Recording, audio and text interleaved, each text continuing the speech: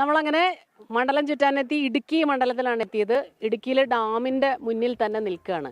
ഇവിടെ നല്ല വാശിയേറിയ പോരാട്ടമാണ് ഇത്തവണ എന്നാണ് പറയുന്നത്. ഇടുക്കിയുടെ രാഷ്ട്രീയം എന്ന് പറയുന്നത് ഈ ഹൈറേഞ്ച് രാഷ്ട്രീയം, അത് അതിജീവനത്തിന്റെ രാഷ്ട്രീയമാണ്.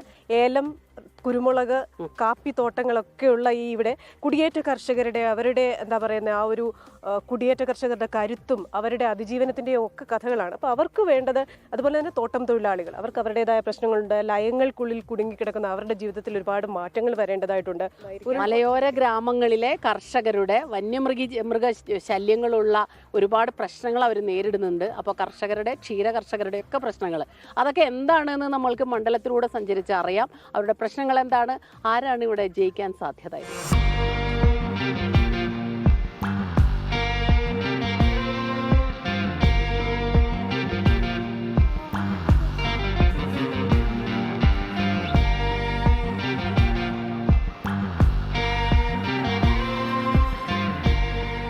ഇവരിങ്ങനെ മണ്ണിനോട് പടവെട്ടി ജീവിക്കുന്ന മനുഷ്യരാണ്. ചേട്ടന്റെ പേരെന്താ? എൻ്റെ പേര് അഗസ്റ്റിൻ. എന്താ ഇവിടുത്തെ ഒരു ഫീല്? ഞാനിപ്പോ പ്രത്യേകിച്ച് രാഷ്ട്രീയമൊന്നും ഇല്ലാത്ത ഒരാളാണ്.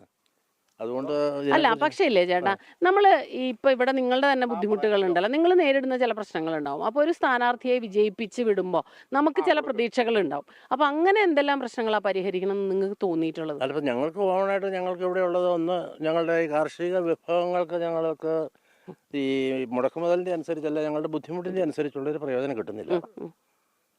ഇനിയിപ്പോൾ ഏലത്തിന് സ്വല്പം വിലയുണ്ടെന്ന് പറഞ്ഞാൽ അന്നേരത്തേക്കും ഏലത്തിൻ്റെ ആ വിലയുടെ ഒപ്പം തന്നെ കൂലിച്ചെലവും, അതുപോലെ തന്നെ ഈ മരുന്നുകൾ, ഇതിനടിക്കേണ്ട മരുന്നുകൾ, വളം, ഇതിൻ്റെ എല്ലാം വില വർദ്ധിച്ചുകൊണ്ടിരിക്കുക. രൂക്ഷമായ കുരങ്ങ് ശല്യം, പിന്നെ കാട്ടുപന്നി, ഇങ്ങനെയുള്ള ശല്യങ്ങളൊക്കെ ഉണ്ട്. ഞങ്ങൾ കൃഷി ഒക്കെ ചെയ്ത് പരാജയപ്പെട്ടുണ്ട്. ഞങ്ങൾ ഈ ഒരു വർഷം കൃഷി ചെയ്യുമ്പോൾ കഴിഞ്ഞ വർഷത്തേക്കാൾ കൂടുതൽ കടക്കാരനായി തരിക. കഴിഞ്ഞ വർഷം ഞങ്ങൾക്ക് എത്ര കടമുണ്ടോ അതിനേക്കാൾ ഒരു 25% ഈ വർഷം കൂടുതലാണ്. ഒരു 5-6 വർഷങ്ങൾക്ക് മുമ്പ് വരെ ഇവിടെ കൂടുതലും ഈ കൃഷിയോടൊപ്പം ചെയ്തിരുന്നതാണ് ഈ കന്നേല് വളർത്തൽ. പക്ഷെ ഇപ്പോൾ അത് വളരെ കുറഞ്ഞു പോയി. അതിന്റെ കാരണം എന്താ? അതിന്റെ ഒന്നാമത്തെ കാരണം എന്ന് പറയുന്നത് പാലിന് ഇതിന്റെ ഈ പറയപ്പെടുന്ന മാതിരിയുള്ളൊരു വില കിട്ടുന്നില്ല. വില കൂടുന്നുണ്ടെങ്കിൽ അതിനനുസരിച്ച് ഓക്കയുടെയും അതിന്റെ കന്നേർ തീറ്റയുടെയും വില കൂടിക്കൊണ്ടിരിക്കുക. ഈ ഭരണമാറ്റം ഉണ്ടാവോ? എന്താ തോന്നുന്നേ? ഭരണമാറ്റം വേണോ? എന്താ ഈ കാര്യത്തിൽ ഒരു അഭിപ്രായം ഉണ്ടോ? വേണം, ആര് വന്നാലും നമുക്ക് ഗുണം ഉണ്ടാവണം. ഇപ്പൊ ഇങ്ങോട്ട് നടന്നു വന്നപ്പോ കണ്ട വഴിയില്ലേ, ഇവിടെ 10-12 വീട്ടുകാരുണ്ട്. അത് ഇതുവരെ കോൺക്രീറ്റ് ചെയ്യാനോ ഒരു ഫണ്ട് ഇതുവരെ ഒന്നും വന്നിട്ടൊന്നുമില്ല. യുവാക്കളുടെ ഒരുപാട് യുവാക്കൾ പുറത്തേക്ക് പോകുന്നു, അങ്ങനെയുണ്ടോ ഇവിടെ? ഉണ്ട്. അതെന്തായിരിക്കും കുട്ടികൾ അങ്ങനെ പുറത്തേക്ക് പോകുന്നത്? ഇവിടെ ശമ്പളം കുറവാ, അല്ലെങ്കിൽ ഇവിടെ ജോലി കുറവാ. അല്ല, ജോലി ഉണ്ടെങ്കിൽ പോലും 20,000-30,000 രൂപ കൂടുതൽ സാധാരണഗതിയിൽ ആർക്കും കിട്ടാറില്ല. അല്ല, IT ഫീൽഡ് മാത്രമാണ്. അതും ഒരു 10 വർഷം എക്സ്പീരിയൻസ് ഒക്കെ ഉണ്ടെങ്കിൽ ഒരു 50 അല്ലെ 1 lakh ഒക്കെ കിട്ടുള്ളൂ. സ്റ്റാർട്ടിങ് എല്ലാവർക്കും 10,000 രൂപ ഏത് ജോലിക്ക് പോയാലും.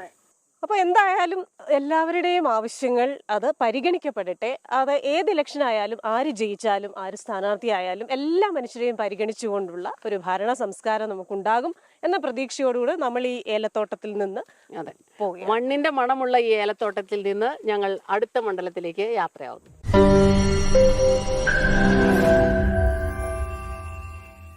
ലോകത്തെവിടെയായാലും ഏത് സമയത്തും 24 വാർത്തകളും ഓഗ്മെന്റഡ് റിയാലിറ്റി പാക്കേജുകളും എക്സ്പ്ലെയിനറുകളും വിശദമായി കാണാൻ ഞങ്ങളുടെ യൂട്യൂബ് ചാനൽ നിങ്ങൾക്ക് സബ്സ്ക്രൈബ് ചെയ്യാം.